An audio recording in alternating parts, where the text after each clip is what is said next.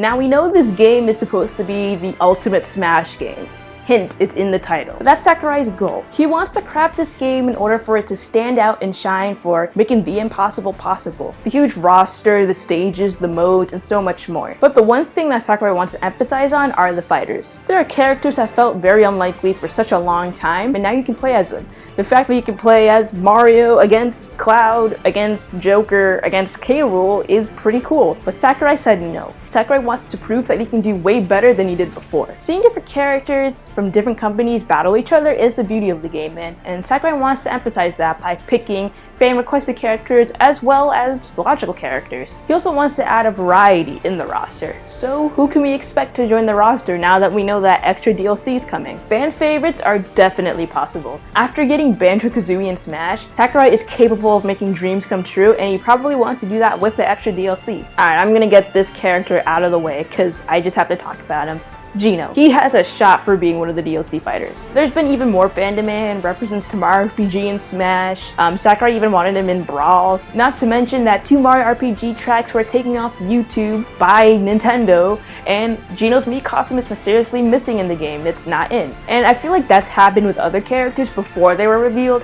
They either didn't have their Mii costume anymore, or music tracks from their original games were taken off of YouTube. I feel like with Geo speculation, it's pretty much been like a huge roller coaster. First he was likely, then kinda unlikely, then he went to impossible, then he went to sorta likely, and now he's even more possible than in the beginning. Personally, I don't think he'd be revealed as the 5th DLC character, because I feel like Nintendo wants to have a variety in this Fighter's Pass and not have 2 Square reps, but I definitely think that he's one of the extra DLC characters. At this point, like, come on.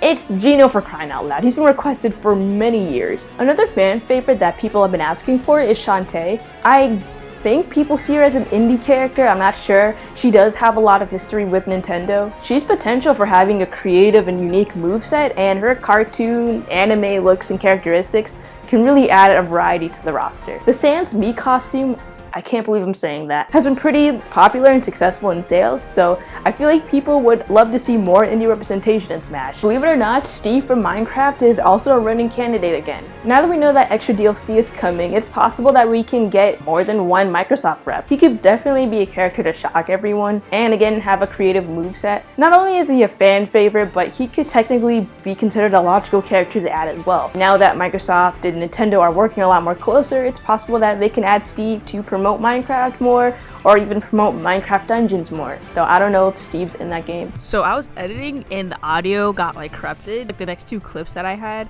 don't have like audio for some reason, so I'm just gonna quickly summarize it now while I'm editing. So another character that I was talking about that seemed more logical was Bandit and Waddle Dee, because like he's a first party character, and I talked about this in like my wanted newcomers for Smash last year, and he would kind of complete the set of like Kirby characters in the roster. So we have DDD, we have Meta Knight Kirby, so I feel like Waddle Dee can really like finalize or like complete like the Kirby characters in the roster, which would be pretty cool. I know we have sword fighters, we have characters who wield hammers, we have characters who wield guns. It'd be pretty interesting to see like Sakurai make a moveset with Waddle Dee's spear. I feel like it can be different and a lot more interesting as well. Yeah, that's what I said.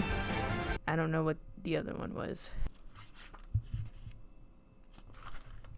Universe. Another character that I was gonna say, but then the clip got corrupted or whatever, was Doomslayer or Doom Guy. I thought he was a logical character, but I know he does have some fan demand as well. He has been speculated for a while now, mainly because Doom 64 is being on the Switch, I believe, and there have been some leakers coming out saying that like Doomslayer is one of the characters in the Fighter's Pass, and that's like been happening over time, which I feel like it's kind of odd or unusual. I feel like that usually happens right before a character is revealed. I know it's happened with like Banjo-Kazooie like a few months prior to him coming out, and mainly Hero. Who knows, Doom Guy actually might have a shot. I also feel like he can show a variety too, because he's Doom Guy, and I think he's more of like a PG-13 rated character or something like that, so he can definitely show variety in the roster in that way, because he's more of a mature character rather than like a normal character from like a 10+ rated game or something like that. So that's the reason why I think Doom Guy really has a shot and seems more logical as well. A character that's not only logical but pretty much a fan favorite as well would be Crash Bandicoot. He's been a beloved, popular, and well-known character for such a long time. We also got Insane Trilogy and Nitro Fuel ported onto the Nintendo Switch recently, and I don't think we have that much representation of Activision at all in Smash Brothers. I could be wrong,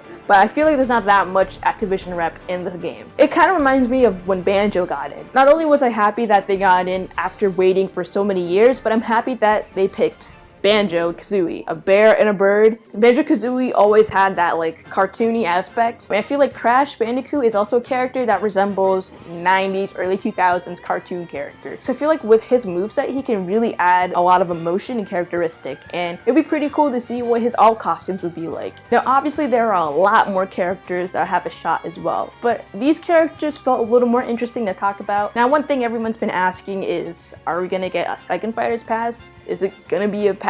What is it gonna be? Personally, I think it's a little likely, not impossible. I think if Sakurai were to do a Fighters Pass, there's a possibility that he can go for a different theme, like a Spirit Fighters Pass where spirits become playable, or characters that Sakurai picks, or etc. There's different possibilities that he can do. Now there was a data mine leak a few months ago. I talked about it in a video a few months back where someone found 16 dummy slots in World of Light, and at the time only one of those slots was being taken by Piranha Plant. This leak insinuated that we would get about 10 more characters or 2 more fighter passes. So I feel like with this information, if it were to be true, we would probably get at most 10 more characters. I feel like no more than 10 sounds a little more accurate, but we could be completely wrong. We don't know for sure. One thing that a few people have noticed is that on the Smash Brothers website, there is a tab that's separate from the Fighters Pass, and it's an individual characters tab, and it only has Piranha Plant. I personally think it's a little unusual that they have a whole separate tab just for Piranha Plant. So that kind of brings me into my theory that they're probably going to be individual characters, not like a whole another Fighters Pass. I feel like that's what this tab's for on the website, but again, I could be completely wrong, though I don't know if we'll get more stages, probably more music with these characters. But in conclusion, this Smash Brothers speculation roller coaster